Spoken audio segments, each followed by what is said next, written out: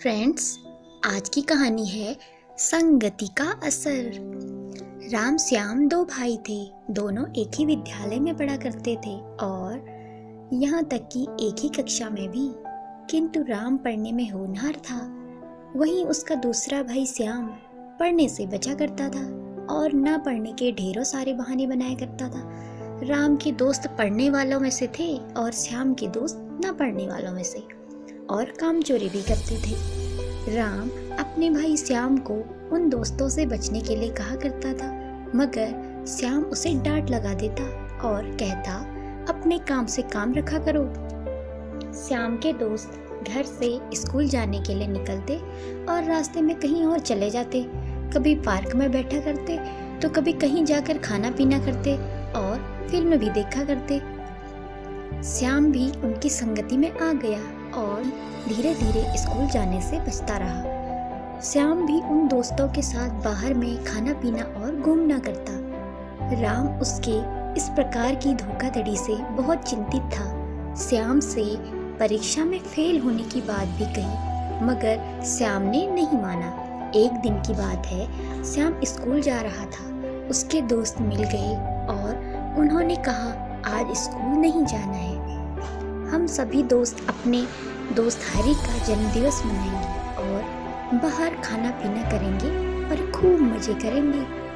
पहले तो श्याम ने मना किया, किंतु बाद में दोस्तों के बार बार बोलने पर वह उनके साथ चला गया। श्याम और उसके मित्रों ने खूब पार्टी करी और उस दिन स्कूल नहीं गए। इस प्रकार का काम वह और उसके दोस्त निरंतर करते रहे।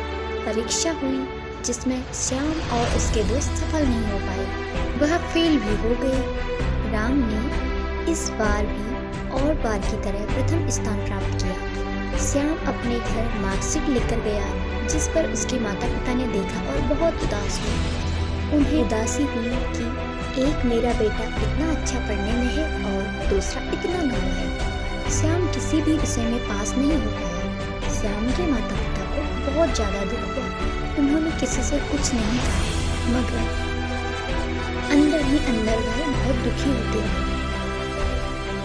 उन्होंने सोचा कि अब मैं दूसरे लोगों को क्या बताऊंगा कि मेरा बेटा एक भी विषय में पास नहीं हो पाया।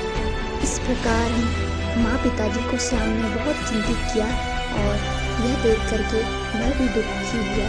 श्याम ने अपने माँ बाप को भरोसा दिलाया कि मैं अगली बार सफल होकर दिखाऊंगा। श्याम ने अपने उन सब दोस्तों को छोड़ दिया जिन्होंने उसकी सफलता में उसका मार्ग रोका था।